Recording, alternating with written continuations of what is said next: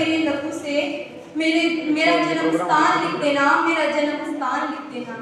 और कोई पूछे तुमसे स्वर्ग के बारे में, और कोई पूछे तुमसे स्वर्ग के बारे में, तो इस पावन मिट्टी पर मेरे लहू से हिंदुस्तान लिख देना, हिंदुस्तान लिख देना। परम सम्माननीय मुख्य अतिथि महोदया, respected director sir, principal ma'am और मेरे देवता तुल्य सभी गुरुजनों, मैं ललिता डागा कक्षा 6 से आज इस 26 जनवरी के पावन अवसर पर अपने विचार साझा करना चाहूंगी। आजादी का असली मतलब वही समझ सकता है जिसने कभी गुलामी की हो। हम सब सौभाग्यशाली है कि हम सबने स्वतंत्र भारत में जन्म लिया। यूं तो आजादी की लौ 1857 में ही जल चुकी थी, जो बरसात बनकर 1947 में हमारे देश को आजाद करवाई। प्राचीन, मध्यकालीन और वर्तमान भारत के उदाहरणों से स्पष्ट करना चाहूंगी कि जब हम फिरंगियों के फेरे में फंस गए थे, तब रखते बसंती चोला की एक आवाज पर टोलों के टोले उमड़ आते थे और उनके वंदे मातरम के नाम से खून में आने वाला 5-5 डिग्री का तूफान अंग्रेजी शासकों की जड़ों में तूफान ला देता था। लोग मर जाते थे, मिट जाते थे, फांसी चढ़ जाते थे, तब वो भी अपनी देशभक्ति साबित कर रहे होते थे, क्योंकि उस दौर की देशभक्ति कसौटी थी।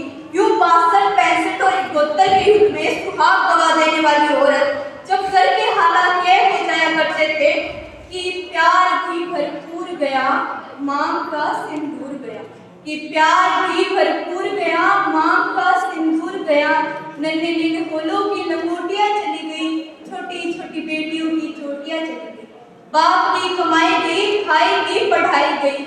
ऐसा एक विस्फोट हुआ, पता ही चला नहीं, पूरे जिसकी बोटियां ही चली गई, पूरे जिसकी बोटियां ही चली गई। आपके लिए तो एक आदमी मरा है साहेब, आपके लिए तो एक आदमी मरा है, किंतु मेरे घर की तो रोटियां ही चली गई, मेरे घर की तो रोटियां ही चली गई।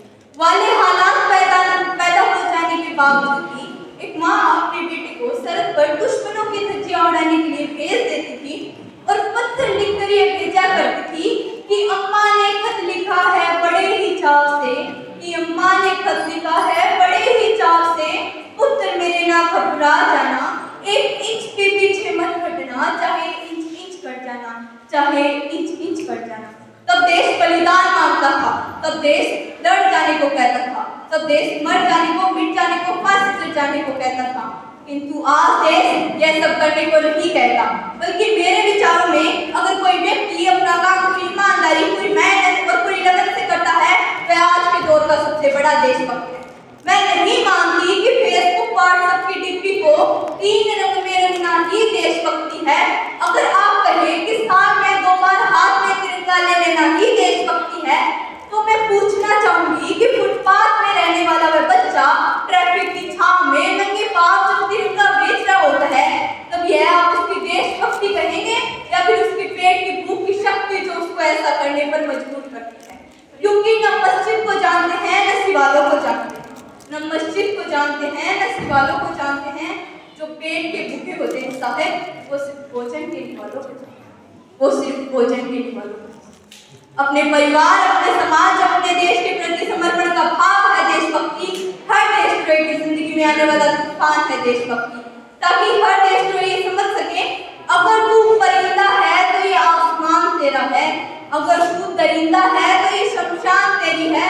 भाईचारे से रहना है तो रह इस जमीन पर, वरना ये कब्र भी तेरा है और ये कब्रिस्तान भी तेरा है, ये कब्रिस्तान भी तेरा है। लेकिन एक देशद्रोही से ज्यादा देशभक्ति तब आहत होती है जब एक बेटा अपने बूढ़े माँ बाप को वृद्धाश्रम की चौखट पर छोड़ा। जरा उठती है वो देशभक्ति जब हम मुसीबत में फंसे लोगों की जान बचाने से ज्यादा सेल्फी लेकर अपनी लाइफ बढ़ाने में लगे रहते हैं।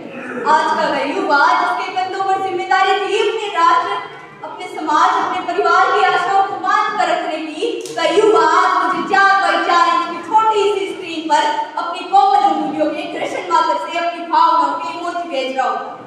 4 बोतल वोडका, काम मेरा रोज का, इन्होंने भारत का भविष्य तबाह कर रखा है। और मैं बता दूं, महिला सुरक्षा के नाम पर आज भी हम चौथे नंबर पर आते हैं, आज भी हम चौथे नंबर पर आते हैं।